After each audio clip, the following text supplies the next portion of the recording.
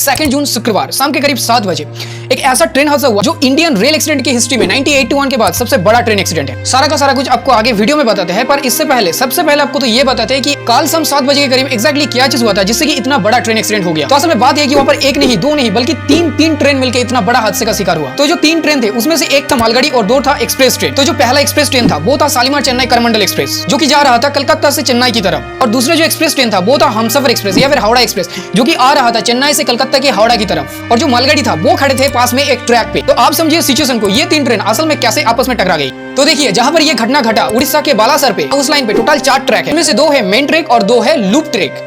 अभी main track और loop track क्या होता है आप इसको पहले समझ लीजिए, क्योंकि सारा का सारा ये मेन लाइन के ट्रैक और लूप लाइन के ट्रैक से ही जुड़ा हुआ है। तो जो लाइन का मेन ट्रैक होते हैं उनमें रेगुलर एक्सप्रेस सबके सब जो ट्रेन है वो आते जाते रहते हैं अपने अपने स्पीड पे। मतलब कि आप ऐसा समझ लो कि ये जो मेन ट्रैक है, जो मेन लाइन है, इनमें ही सारा का सारा ट्रेन आता जाता रहता है। अब इस मेन ट्रैक में से कोई एक ट्रैक में ट्रेन आता है और किसी में ट्रेन जाता है। कभी भी एक ट्रैक में 2 ट्रेन नहीं जाते हैं, मतलब कि एक आगे जा रहे हैं उसके पीछे एक और आ रहा है, ऐसा कभी नहीं होता है। तो ये गया हमारा मेन ट्रैक। अब लूप ट्रैक क्या होता है? तो मेन ट्रैक के पास में जो ट्रैक में क्या होता है कि मालगाड़ी या फिर खराब ट्रेन या कोई भी ट्रेन रुका हुआ होता है, चल नहीं होता है, सिर्फ रुका हुआ होता है, उस ट्रैक को कहा जाता है लूप ट्रैक। अब यहाँ पर क्या होता है कि जो मेन ट्रैक है और लूप ट्रैक है उनमें एक पॉइंट जुड़ा हुआ होता है जिसके जरिए कोई ट्रेन लूप ट्रैक में से मेन ट्रैक और मेन ट्रैक से लूप ट्रैक में आता जाते रहते हैं। अब कल रात क्या हुआ था कि जो मालगाड़ी था वो अपने लूप ट्रैक में ही खड़े हुए थे। मेन ट्रैक में से एक ट्रैक में कोरोमंडल एक्सप्रेस कलकत्ता से चेन्नई की तरफ जा रहा था, पर यहाँ पर पता नहीं कैसे, पर जो करमंडल एक्सप्रेस थे वो अपने लाइन से, मतलब कि अपने पटरी से उतरकर दूसरे जो लूप लाइन है जहां पर मालगाड़ी खड़े हुए थे वहां पर से चला गया और वहां पर जो मालगाड़ी था उसके ऊपर ही टकरा गया।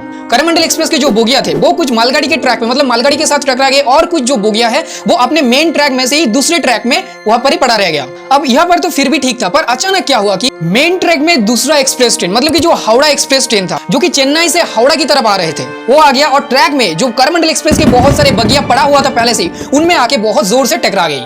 अब यहाँ पर सबके मन में जो डाउट आ रहा है कि करमंडल एक्सप्रेस का जो ट्रैक है वो अपने ट्रैक से लेकर दूसरे ट्रैक में कैसे आ गया। तो आप देखिए ये अभी तक क्लियर नहीं हुआ कि ये कैसे हो गया। क्या ट्रैक में ही कुछ डिफेक्ट था जिसकी वजह से जो ट्रेन का पाया है वो स्लाइड करके नीचे आ गया, या फिर जो मेन ट्रैक है और लूप ट्रैक है उनमें जो पॉइंट है उसके साथ छेड़छाड़ किया गया था। तो अब जांच हो रहा है, अब जांच कब खत्म होगा, क्या रिजल्ट आएगा वो तो किसी को पता नहीं। पर फिलहाल के लिए जो रिपोर्ट आ रहा है कि 400 से ज्यादा लोगों की मौत हो चुका है और 1000 से भी ज्यादा लोग बहुत सीरियसली इंजर्ड हो चुका है, और हर घंटे में ये मृत लोगों की संख्या बढ़ रहा है। और एक चीज बताया जा रहा है कि जो हावड़ा एक्सप्रेस का ट्रेन था ना उसका बोगिया कह रहे हैं कि पहले ही उतर गए हैं, दूसरे पटरी पर आ गया, और फिर जो करमंडल एक्सप्रेस आ रहे थे वो जो है वो हावड़ा एक्सप्रेस ट्रेन के जो बोगिया है उसके साथ टकरा गई। अब देखिए कुछ भी हो पर हादसा बहुत बड़ा है, बहुत दुखदायक है। आपके साथ साथ मेरा भी ये रेल अथॉरिटी से अपील है कि जो भी सच है, मतलब कि जो कुछ भी है वो इसका जांच किया जाए ठीक से, और जो भी सच है वो सबके सामने ला जाए।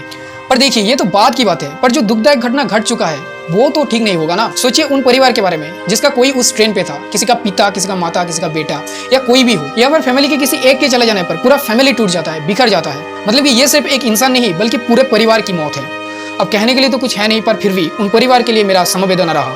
रेल मिनिस्ट्री की तरफ से जनाया गया है कि जो लोग एक्सपायर हो गया है उनके परिवार को 10 लाख, जो सीरियसली इंजर्ड है उनको 2 लाख, जिसको कम चोटें आया है उसको 50,000 दिया जाएगा। देश के लगभग सभी राज्य के जो सीएम है वो वहां पर विजिट किया है और अपने तरफ से जितना भी मदद हो सकता है वो करेंगे। रेस्क्यू चल रहा है, वहां पर बहुत सारे टीम जुड़ा हुआ है, इस काम को कर रहा है, और लोकल मेंबर्स भी है। बहुत सारे लोग तो ऐसे भी है कि उनका कोई आता पता भी अभी तक नहीं है। बहुत ही एक सीरियस ये इंसिडेंट है हम सब के लिए। हर बार जब ये इंसिडेंट होता है, जब ऐसे घटना घटता है, तभी हमें कुछ प्रोटेक्शन के बारे में ख्याल आता है, उसके आगे हमें कुछ ख्याल नहीं आता है। कवच एक ऐसा प्रोटेक्शन सिस्टम है जो कि RDSO ने उसका प्रोजेक्ट लॉन्च किया था, पर अभी तक इस प्रोजेक्ट को सक्सेसफुली किया भी नहीं गया है और इसके बारे में किसी को ध्यान भी नहीं है। देखिए जो कवच है वो क्या करता है कि एक ऑटोमेटिक एक ट्रैकिंग सिस्टम है, ऑटोमेटिक एक प्रोटेक्शन सिस्टम है, जो कि क्या करते हैं कि अगर एक ही ट्रैक पे 2 ट्रेन आ जाते हैं तब क्या करते हैं कि वो जो सिस्टम है वो पहले ही ट्रेन के जो लोको पायलट है उसको अलर्ट कर देता है, और साथ ही साथ जो ट्रेन के ब्रेक्स है वो कंट्रोल में ले लेता है, उसको रुक देता है। बहुत पहले 2015-16 में इस प्रोजेक्ट को किया गया था, पर अभी तक इसका कुछ आता पता नहीं है, और जब भी ऐसे ट्रेन हादसे होते हैं तभी हमें याद आते हैं, बाद में हमें याद नहीं रहते। तो ये हम सबकी जिम्मेदारी है कि ऐसे प्रोटेक्शन जो सिस्टम है सभी जगह, एयरलाइंस हो या ट्रेन हो या कहीं पर भी हो,